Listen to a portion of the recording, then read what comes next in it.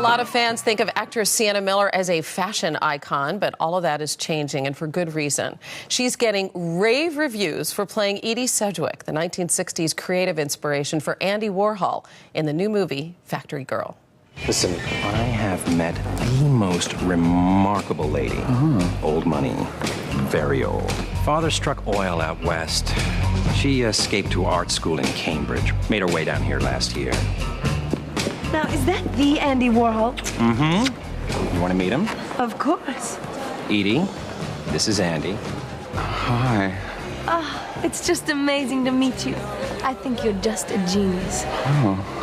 No one is doing anything like you right now, and that in itself is a sign of brilliance, don't you think? Well, you're the boss, Alpha Sauce. Sienna Miller, good morning. Good morning. Congratulations on your great performance, the rave reviews you've been getting. Thank you very much. Thank you. May I read one, please? I haven't read any, so this is news to me. Okay, get ready. Okay. Hollywood Reporter. Miller gives a powerful performance, often bearing all to give us Edie at her most candlelit exquisite, as well as her most degraded. Must be very nice. Yes. Is it gratifying to receive accolades for your work now, instead of attention maybe for all the more tabloidy stuff? Definitely. I mean, all of that stuff, a lot of that is very much invented. For some reason, you become a target for a certain amount of attention or a certain type of attention, and it's very hard to shake, regardless of whether it's true or not. So the work has always been really a prime focus, and so it's, you know, it's very exciting. But I just haven't read any reviews, so that's...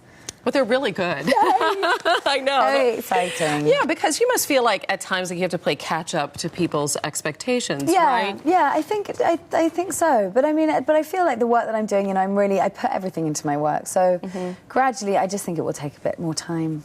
You know. Let's set the stage for the movie, which took place in the 1960s, and you play Edie Sedgwick, who was dubbed the It Girl by some, a poor little rich girl. She meets Andy Warhol, who was the toast of the art world for his pop art, and he had surrounded himself with all these very eclectic sort of people at a place which he called the Factory. What drew Edie into his world? I think he just he had this charisma and this magnetism, and she was looking for any escape. I mean, she'd come from quite a dysfunctional family and had this abuse when she was younger. She'd suffered abuse and had been in and out of mental institutions. So I feel like he was just an escape. It was this kind of fantasy that he created with a lot of degenerate, very out there people, and she just fit in. I mean, she was pretty wild and pretty, and I think she existed in a different plane, but she was, She was a tragic character as well, wasn't she? You read a book about her, I know, like 20 times. I did. And did all of this research. What intrigued you the most about her?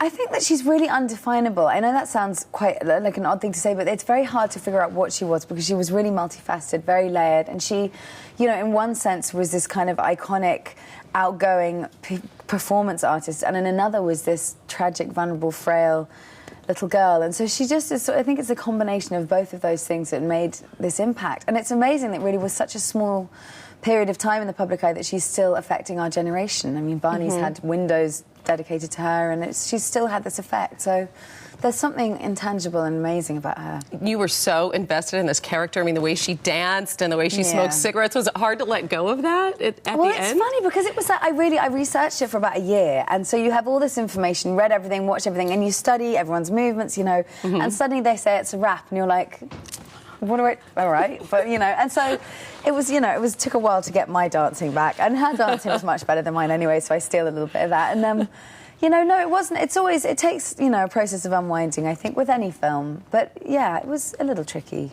Well, I did a lot of research about you, too, and I read all these fabulous articles and saw these great photo layouts of you. And it's so funny because there were two articles that were on the same date, right? And one of them, you said that you have no desire to find a new man and you wanted to just redecorate your house. And then in the other article, it said that you're ready to fall in love again, even though you haven't quite figured it out yet. Well, you see, that's the tabloids. That's absolutely not true. Neither of those. I would never say any of those things. I have bought a new house. So that's kind of a focus, is probably what I would have said, and they would have manipulated it to make it sound like I was talking about men, which they do. No, wouldn't funny have said how that things. happens. It's just amazing. It's amazing. It's very creative of them. Wow. Well, you have 5 new movies coming out, so I'm sure you'll be back to talk a lot more about acting. I'm moving. I'm setting up my bed over there somewhere. Good. You can stay here. I will. Camp out with us. We love you. Come back soon, Thank you very much for having me. Thank you. Take care. Thanks. Sienna Miller, thanks. Thank you.